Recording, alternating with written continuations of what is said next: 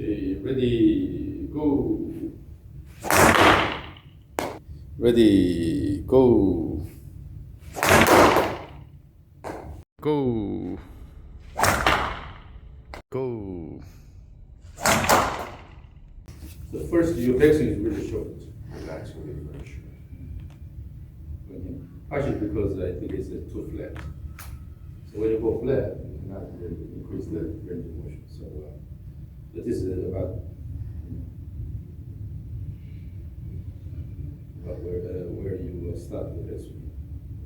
Now, typically when the backswing is flat or backswing is short, then the next symptom is rushing down to the downswing. So from here, before the club head is resting, you already start pulling. This is possible because you're strong, but that means you're using your muscles a lot, but you're not really paying attention to the motion of the club head. And on the down, you pretty much have this pulling action.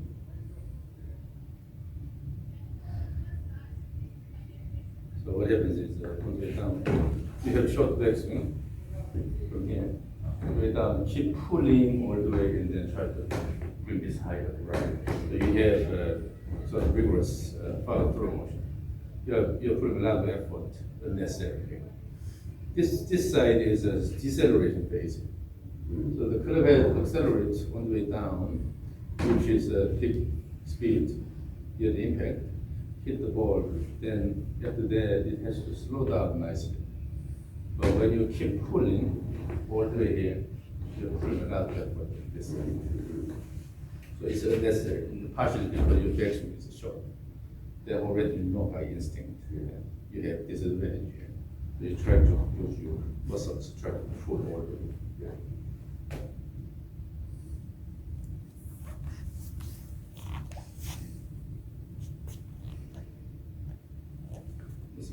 There's no time here in the transition.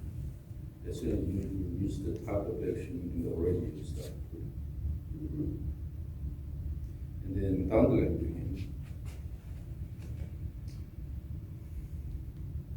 In the backswing, look at the club. And here inside. Yeah, it's even flatter than usually shaft. Flat. Start here. But then in the backswing the pad is kind of flat here, but when you start the downswing it's a lot steeper. You're coming down steep.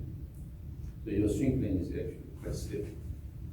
You start from the flat backswing here, but then pull the club head so the club goes up here, and it gives you a stiff swing.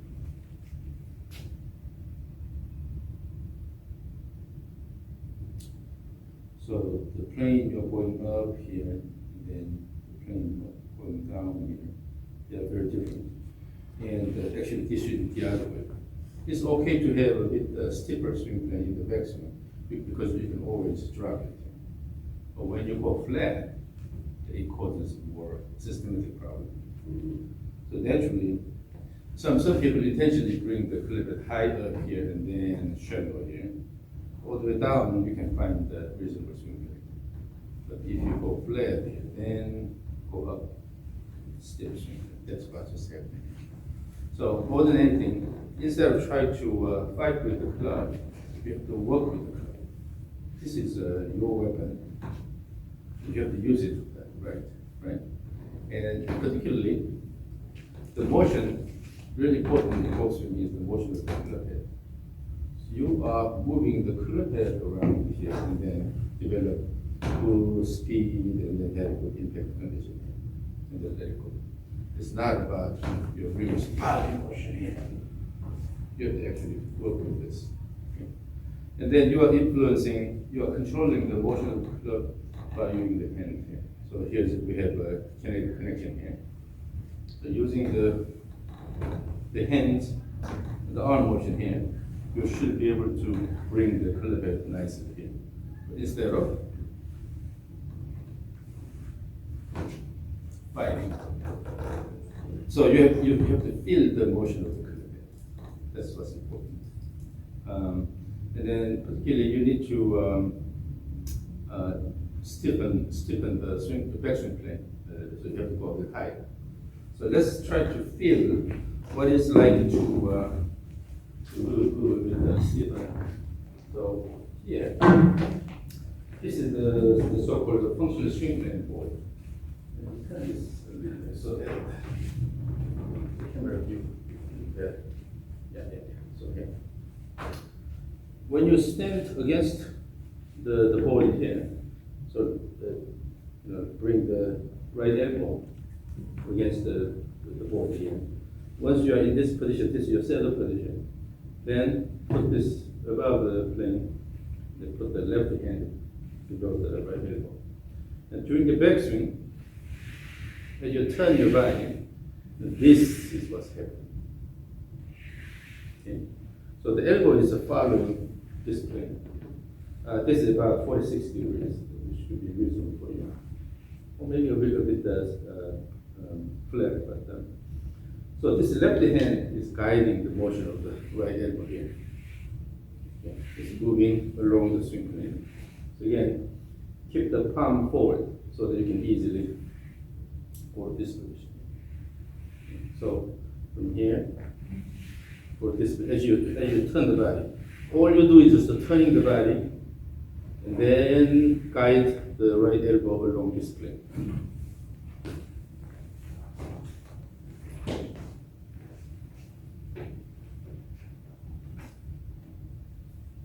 Then this way. No. Yeah. And then by turning the body, bring the elbow that way. That's a lot higher than you normally. Okay. Yeah. Go back slightly, and then you have to move it a bit higher. Yeah, turn around. Yes, that's the direction you have to move your right elbow. So when you turn, if the right elbow stays on that plane, your hand goes above. So that's unobstructed motion. You simply from here turn the body and go in. Here's the camera here. Sorry. Yeah. So that's how you move your elbow. You have to remember that. Now, so with that,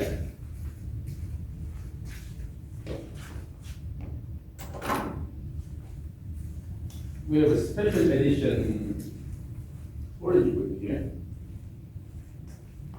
This has a wheel here. But this time, the end of the wheel on the plane, because of the wheel, it will roll nicely.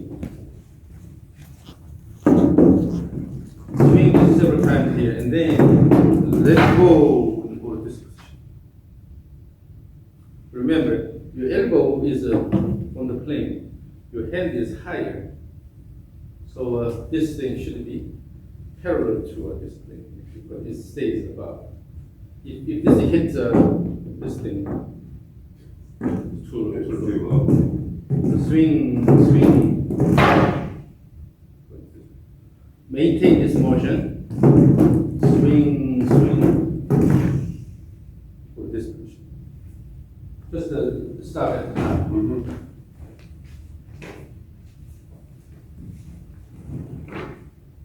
That's too much. You kept the head on the board all the way. This is too flat.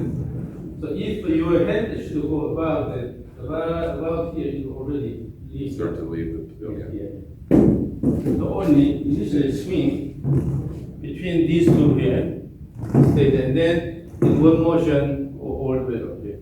Yeah.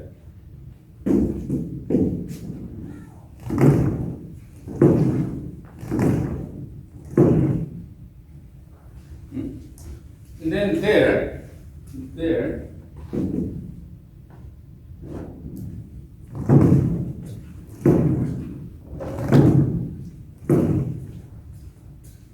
backswing motion is too small, so it's just stops there.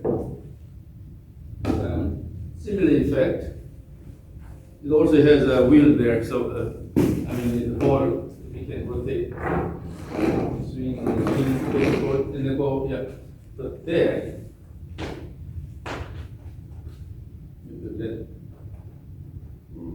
let go this way. Because your goal is to promote the good motion of the club head here. But if you're using your arms here, you stop it here, you're fighting the leg hold. So at the end, again, swing, and at the end, let it go enough. Let the head go enough. All the way, more. Yeah, like that.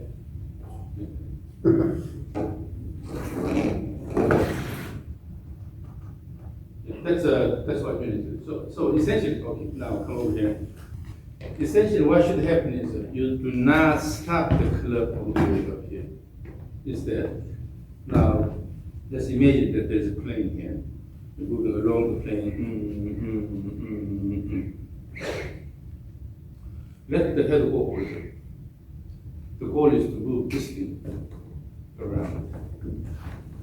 On the mat, image the plane.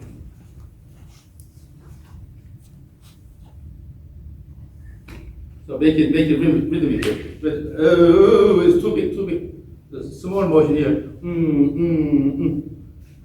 And then no, the motion is still too big. Then what's this? About this much. Swing back and forth here. About here to here, and then one motion forward. So keep this rhythmic motion back and forth several times. Yeah. So that's how you do the backswing motion. The backswing is just a continuation of that motion, right? So it's not that difficult. As long as you have the image of the function swing plane, and you're moving along the plane for a while and then go above. And also in doing that, your wrist is too rigid. The wrist motion, wrist and the forearm motion is very important in terms of mobility of the club head here.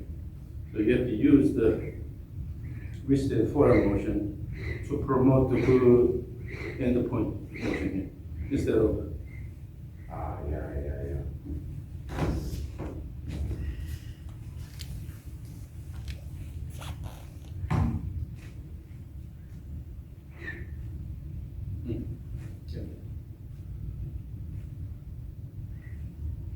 Now, let me hear the whoosh sound. So make it a bit faster. Yeah, so that's the idea. The reason why I use this is it makes sound when it moves fast. So you use that, I will use that.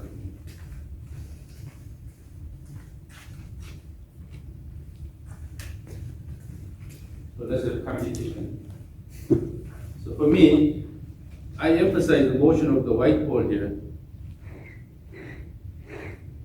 So in this motion even, I have this whoosh sound. Still it's too rigid. They have to relax a little bit. So swing back and forth. Yes.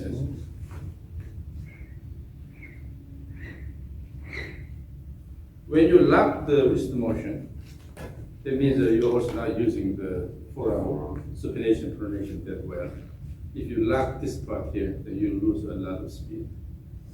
Because at the last minute, this motion here gives good speed to the rotation. And when you go this way, but what you have to avoid is going this way here, rather then go here and turn this way. Isopronated. Yeah. Both ways you have a pronation, supination.